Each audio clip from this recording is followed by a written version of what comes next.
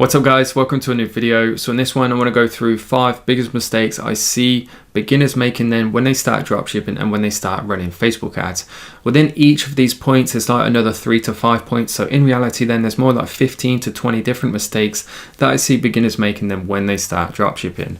Now before we jump into the presentation, just a quick message. I am giving away a free one-to-one call in this video. I do in every single video, so for multiple chances every week to win that, just make sure you hit that subscribe button. And to enter the competition then, it's really easy to do. All you have to do is simply hit the like button just below this video and leave a comment down below. In terms of your comment, it can be whatever you want. Just comment ecom, it can be a video suggestion or some sort of question about dropshipping. I always answer every single question, so I will get back to you.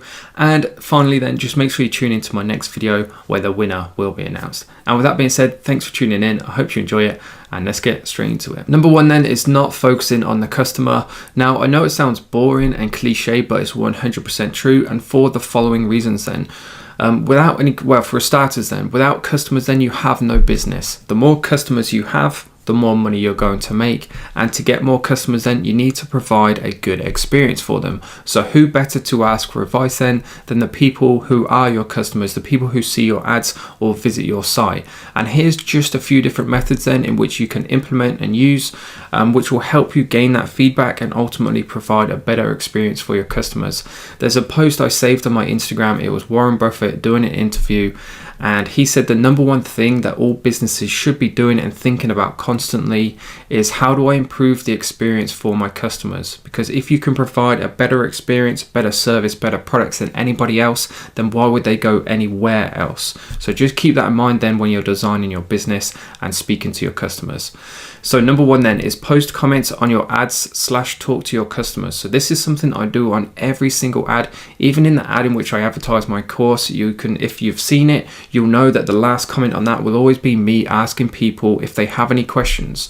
And you should do the same in e-commerce when you're dropshipping too, because customers like to see a business that's active and a business that cares about its customers. And by talking to them in a friendly manner and professional at the same time, that will only come across as a good thing, and it will only come across as trustworthy as well. The biggest obstacle you'll have to overcome as a new business is people trusting you. And this is a great way then to overcome that obstacle and show your customers that you are trustworthy, because you're talking to them as an actual human being behind the screen that they can go to if they have any questions or problems with their order. Number two then is to email your existing customers for feedback. This is a really important point. I'm going to tie this in with point number 4 when we get to it, just to give you an example of what I mean. And then number 3 is asking groups / friends and family for feedback. So before you start running ads, always ask for feedback. Now some groups won't let you, but in the group that I run, then I'm more than happy for you to join it. It's free, and ask people what your feedback are. There's a great bunch of people in there that contribute to every post, and they'll give you some points and tips to work on to ultimately help improve your store. And if you don't feel comfortable do that, then ask your parents. That's what I did when I started. Ask your friends, family, etc. So point number 4 then is be honest and human with your customers. I can't emphasize how powerful this can be and how good it can make you look in front of your customers. Because, so to tie this in with point number 2, as I said, email existing customers for feedback. So for example, then you could email Joe when he's received his item. You could say, hey Joe, it's Jack here from your business, for your company name, just a quick note, a quick email to ask for advice. In case you didn't know, we're a new business, we're looking to improve. Any feedback on our store, on our site, on our service would be more than welcomed, with a reward of a £5-10 gift voucher. And trust me, that will make all the difference. The biggest advantage we have over these big names like Amazon, ASOS, all these big companies, is that we can offer that personal touch. They won't get that. They won't get somebody reaching out and talking to them like a human being and saying, this is Jack, you can talk to me, have a great weekend, have a good day, whatever it is. They won't get that. So that extra human touch, I know it sounds silly, but trust me, it makes all the difference. So just be honest and human with your customers. And as the illustrations then at the bottom of the page show, try not to focus on the money so much, but rather your customers. How can I make my customers happy? How can I give them a better service? Because a happy customer is one that will go away and tell their friends and family about you, who will then come and shop with you. Yes, we live in a digital age, but the power of word of mouth is still powerful. Moving on to point number 2 then, another common mistake I see people making, which is picking broad products. So what I mean by broad products are products that don't have a specific audience on Facebook, therefore it becomes difficult to target a specific audience.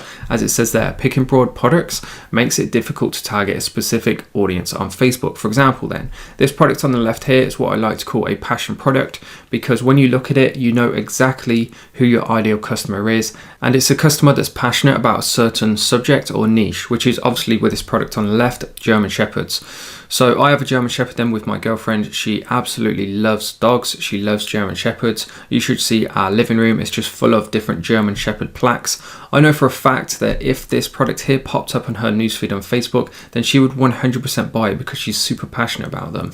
Whereas this product on the right then, it has a ton of sales, something like 15,000 sales on AliExpress, but there's not going to be many people out there that are passionate about sponge holders. So even though it has loads of sales, targeting a specific audience that would buy this, it's going to be difficult to do on Facebook. Therefore, in my opinion, a product like this on the left is going to be a lot easier to sell and see those sales initially, especially in the beginner stages. Now, I'm not trying to say that you can't sell products like this on the right successfully. What I'm trying to say is that as a beginner, it's easier to sell products that people are passionate about, especially in the beginning. And as a beginner, then in my opinion, it's all about motivation and seeing those initial results, because they're what's going to spur you on to continue doing this. Moving on to point number 3 then is no vision. When I talk to people, probably like 70, 80, even 90% of people just have no vision about where they're going, what they're doing, or what they're trying to achieve. Too many people just put random products on their stores and start running ads without any clear goals or vision. And it's like fishing in the dark. Unless you know or see or have a plan of what you're doing, then how can you expect to achieve those end results? Everybody knows what their end result is going to be. They want to make 10 grand a month, 20 grand a month, 30 grand a month, but it's between A and B in which they have no plan or strategy, and that's where they go wrong. So here's just a few points then to keep you on track and build that vision, so ultimately you're always moving in the right direction. So you must have a plan then of what products you're going to sell and when.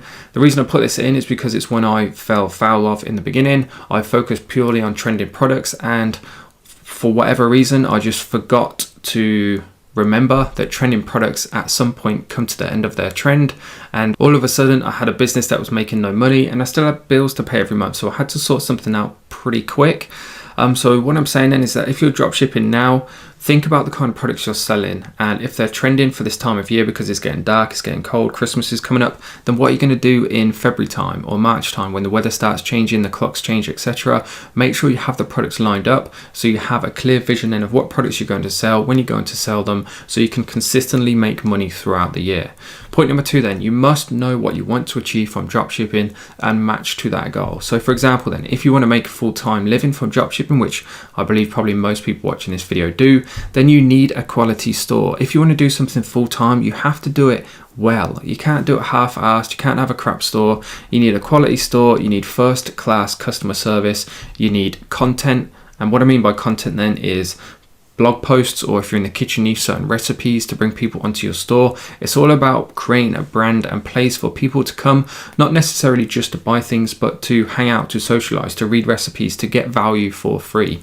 You need good products and you need to care about your customers, which we've covered in previous videos. As it says there, how can you make their experience better? The final point then, which is actually something a very wise man told me recently, is that if you give people what they want, they will give you what you want. So for example, then with your customers, if you give them a good product, good service at a good price, then they'll give you what you want. They'll come back and spend more money. They'll give you those referrals. They'll give you a good review. And that's point number 3 then. Moving on to point number 4 is no Facebook strategy. So too many people then just run random ads hoping for sales and don't really know what to do if they don't get them. They don't know where to go, or they'll just make their minds up that Facebook ads don't work, or they're dropshipping some sort of scam, whatever it is. So here are some of the biggest mistakes then that I see people making when it comes to Facebook ads. Number 1 is spending their budget too broadly. So if you want to test 20 ad sets, 20 different audiences, then just make sure you use micro budgets. Rather than go $10, $20, $30 a day and spend a ton of money, what you need to establish is, are you testing testing or are you scaling? You're doing one of the two. So if you want to test 20 ad sets, then use micro budgets so you don't end up wasting a ton of money. Now, this is just one strategy. Obviously, there's multiple different ways of going about this. So micro budgets, then typically anything under $2 per day. And then when you're going for sales, when you're actually trying to make money, when you're scaling, then it's so much better, in my opinion, to focus on less ad sets and bigger budgets. So instead of having 20 ad sets that you're trying to scale, that's going to cost you a ton of money, then focus on say 1, 2, or 3 ad sets at a time and dedicate say $20, $30, $40, $50, even $100 per day per one of these ad sets, so you don't end up wasting a ton of budget, so you don't become overwhelmed by taking on too much. And so you have a better chance at succeeding too. Facebook is getting more and more competitive. There's more and more people spending money. So you need to account for that by spending more money, competing with people. Facebook is a bidding platform, for example. And the two biggest factors then, not to go off on a tangent, is engagement on your ad and how much you're spending. Point number 2 then is not testing enough creatives. So if you've only ever tested one creative, then it's not enough to determine whether a product is successful or not, because it could be multiple different things. It could be the creative, could be the audience, could be the product itself. So just make sure you test at least 3, in my opinion. The more the better. To give you an example of how extensive some businesses do this, go to other dropshipping sites, look at big blue chip companies, go and look at the ads they're currently running for their products, and sometimes they'll be running say 10 different creatives for the same product just to try and find out which one actually works. Number 3 then is targeting too broadly. So especially in the beginning, then quality over quantity in the beginning. Facebook learns on who reacts to your site, who goes to your site, who performs certain actions. So the higher quality audience you can send to your store, then the better quality information Facebook has to learn from. So in the beginning, in my opinion, go for quality over quantity. Now, that's not to say you can't get good results by targeting absolutely massive audiences. Some people do, some people can. It's all about finding what works for you. However, what the sort of consistent strategy I've always adopted in the beginning is this premise here, is go for a quality audience in the beginning. And once you have the established amount of sales, then you can start scaling out into the broader audiences. So that's number 4. Point number 5 then, and probably the most important point from this presentation, if there's one point or key thing you take away, please let it be this one, which is people have no patience nowadays.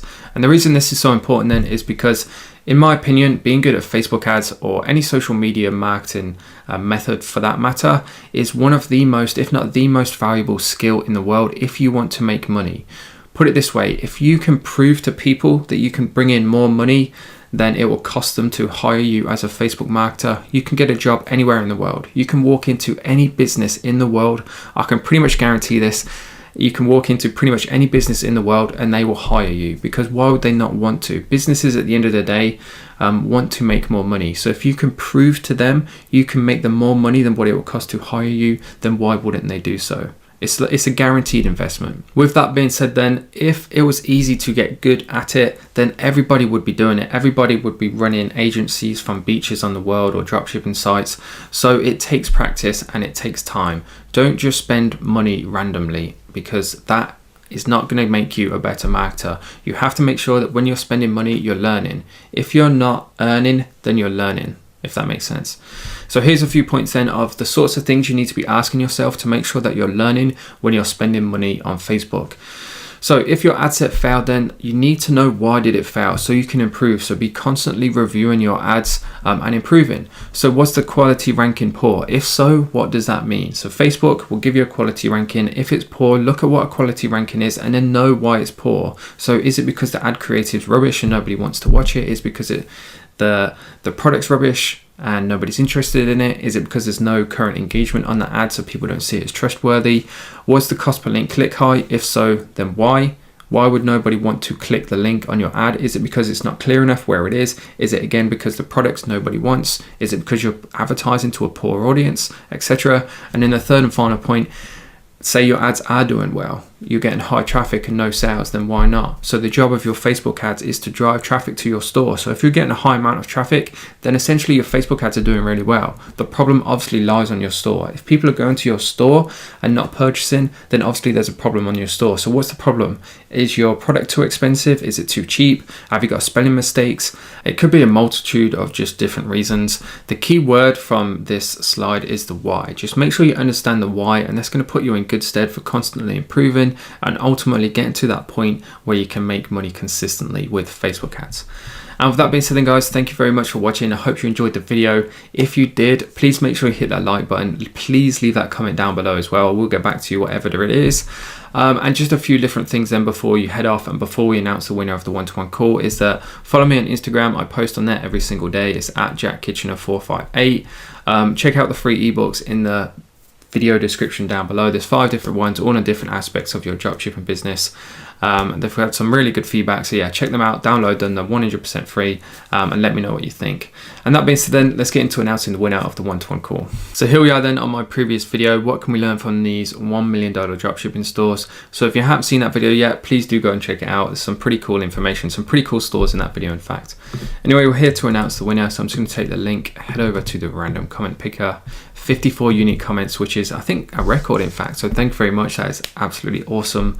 And the winner then of the previous video is Jim, so thank you very much Jim for your comment. Hit me up on Instagram and we can get that call arranged. And guys, if you just want to get straight down to business and book a call right away, you can do so. Just make sure you check out the links in the video description below.